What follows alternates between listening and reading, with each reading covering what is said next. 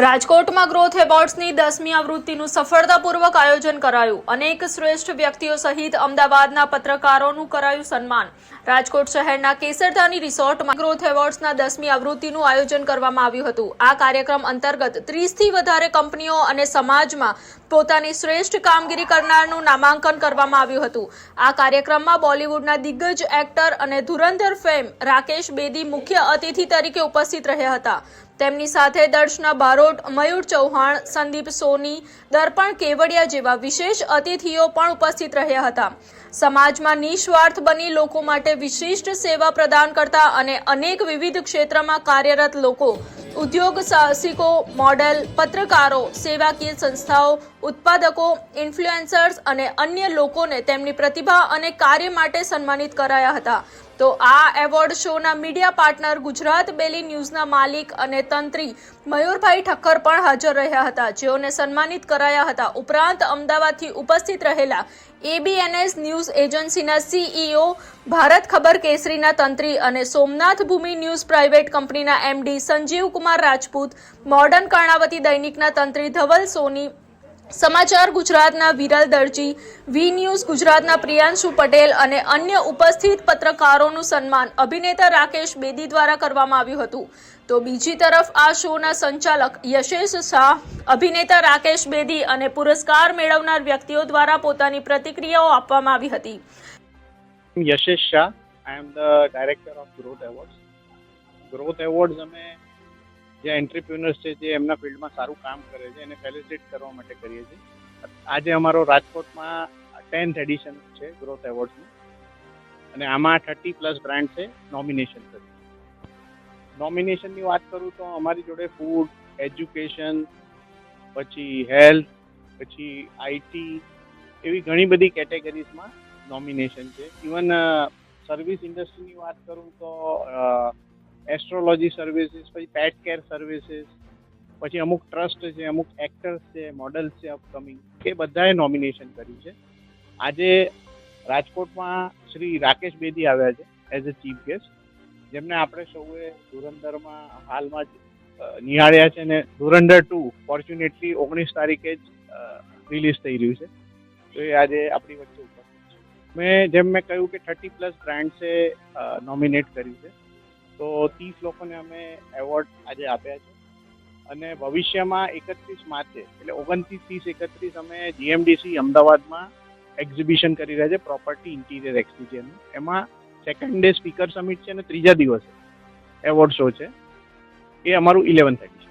Awards અમે જે લોકો સારું કામ કરી રહ્યા છે પોતાની ફિલ્ડમાં, એ લોકોને એક મોટિવેશન મળે, એક પ્રોત્સાહન મળે, એના માટે અમે એમને ફેલિસિટેટ કરીએ છીએ. બીજું, અમે પર કેટેગરી એક જ એવોર્ડ આપીએ છીએ.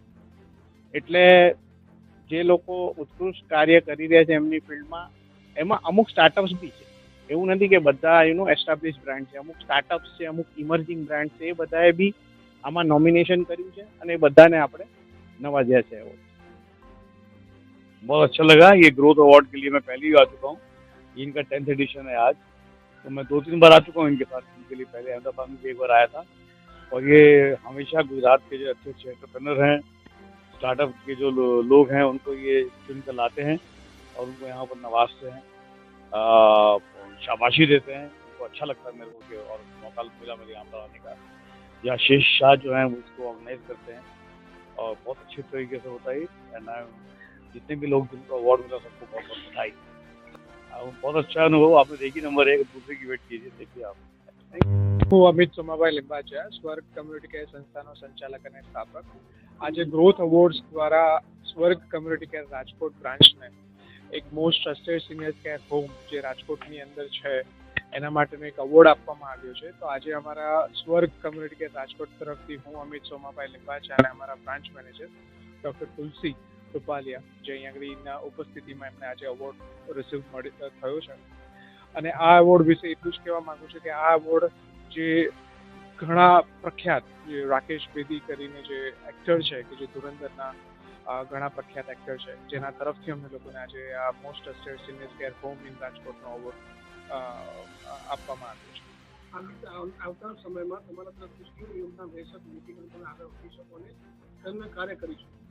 સ્વર્ગ કમ્યુનિટી કેર બેઝિકલી જે ઘણા પથારીવશ વ્યક્તિઓ હોય છે, જેને મેડિકલી કેર કાં તો ફિઝિકલી કેર કાં તો મેન્ટલ કેરની જરૂર પડતી હોય છે, એવા લોકો માટેનું કેર હોમ વડોદરા, અમદાવાદ, રાજકોટ અને સુરત આ 4 મેઇન સિટીઝમાં કાર્યરત છે છેલ્લા 2012થી. તો આ એવોર્ડ મળ્યા પછી અમને લોકોને એક પ્રોત્સાહન મળ્યું છે, કેમ કે રાજકોટ શહેરમાં અમે લોકો 2021થી આ સંસ્થાને રન કરી રહ્યા છે. તો આ એવોર્ડ મળ્યા પછી અમને લોકોને એક કોન્ફિડન્સ, એક પ્રોત્સાહન મળ્યું છે કે આગળ અમે લોકો આવા નવા કામ ઘણા પથારીવશ વ્યક્તિઓ માટે કરતા રહીએ અને સમાજને યોગદાન આપતા રહીએ. આજે જે એવોર્ડ મળ્યો છે એમાં સૌથી પહેલા તો હું મારો પરિચય આપતા.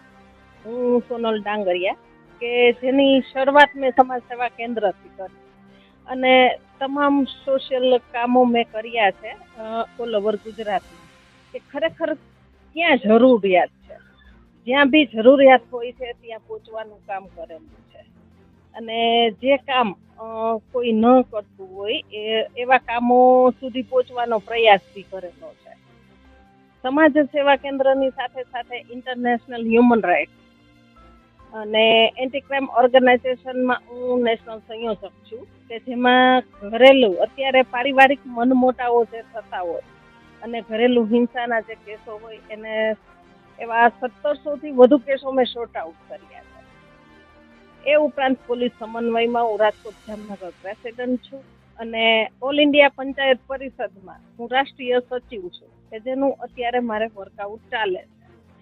આવા બધા જ કાર્યો સાથે સંકળાયેલ છું અને ઓલ ઓવર ગુજરાતની સાથે સાથે દિલ્હી સુધી મારા કામો ચાલતા હોય છે. અને મારો હર હંમેશા પ્રયાસ એવો હોય છે કે લોકો સુધી પહોંચું અને લોકોને જ્યાં બી જરૂરિયાત છે ત્યાં હું મારા થકી જેટલો બી પ્રયાસ બનતો હોય તેટલો પ્રયાસ કરતી હોઉં છું. સમાજ સેવાના કાર્યો કોરોના દરમિયાન ખૂબ કરેલા છે, લોકો સુધી પહોંચી છું, ઘણા બધા લોકોને સપોર્ટ બી કરેલો છે. એટલે જ્યાં બી લોકો અટકે છે, જાણે કે પોલીસ સમન્વયથી લઈ, પોલીસ ખાતાથી લઈ અને સેવાકીય કાર્યમાં અનેક એવા વૃદ્ધાશ્રમોથી માંડી અને જ્યાં બી લોકો અટકે છે ત્યાં મને કોલ આવે છે.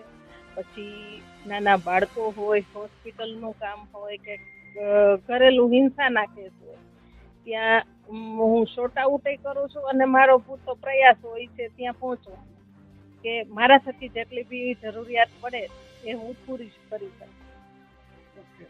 મૌલિક છણકાટ સાથે દર્શન પ્રજાપતિ, ABNS રાજકોટ.